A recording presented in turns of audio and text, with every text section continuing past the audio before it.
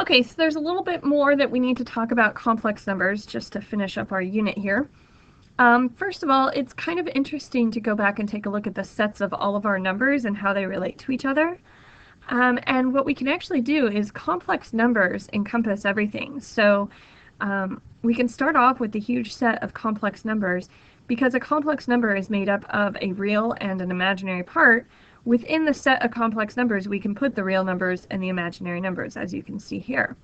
So the imaginary numbers are simply the pure imaginary numbers, right? So it's the part without the real number.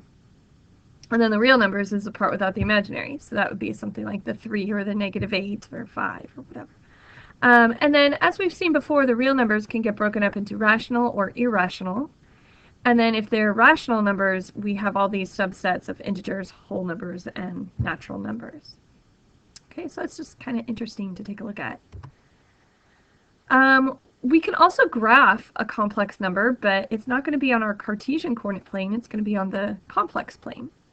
So if you have the point a plus bi, and we wanted to plot it, we have a plane that has a real axis, which is kind of like our x-axis before, and we have the pure imaginary axis, which is like our y-axis from before.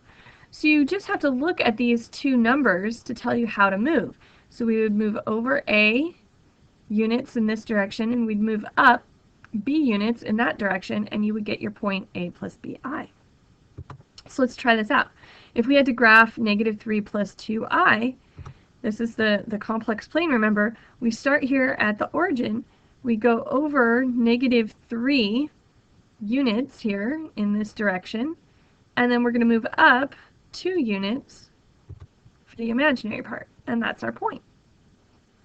Okay, so it's really that simple, amazingly enough. Okay, what else could we do? Well, we can talk about a complex number as the absolute value of a complex number. So if we let z equal to the complex number a plus bi, then the coordinates of the point representing z are considered a and bi. Well, you can plot point z on the complex plane, and then you can draw a right triangle given that your complex number has both a real and imaginary part to it. So this is what it would end up looking like. And if we talk about the lengths of the sides of our right triangle, remember they have to be absolute values because they have to be positive, right? So if you look at the absolute value of A would be this direction right here, so that's the real part. Absolute value of B, that's coming from the imaginary part. Well, the hypotenuse ends up being the absolute value of Z. So the absolute value of a complex number is also considered the length of the hypotenuse, and we call it the modulus of z. And there's a lot of uses for the absolute value of a complex number.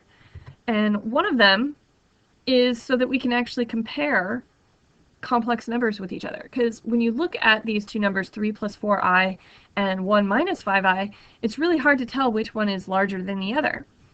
So in order to do that, we're going to calculate out the modulus of each of them. So for the first one, 3 plus 4i, we end up getting 5.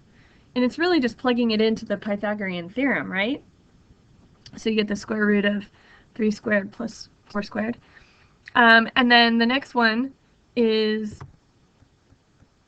the square root of 26. So it comes out to be just slightly larger than the other one. So looking at them just as in their complex number form, you really couldn't tell that.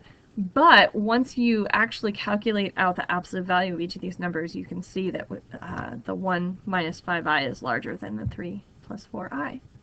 So a question to you is, what does the comparison of these two numbers tell you about the points in the complex plane that represent those complex numbers? So think about that.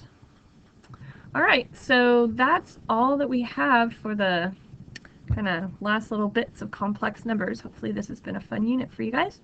We'll talk to you later.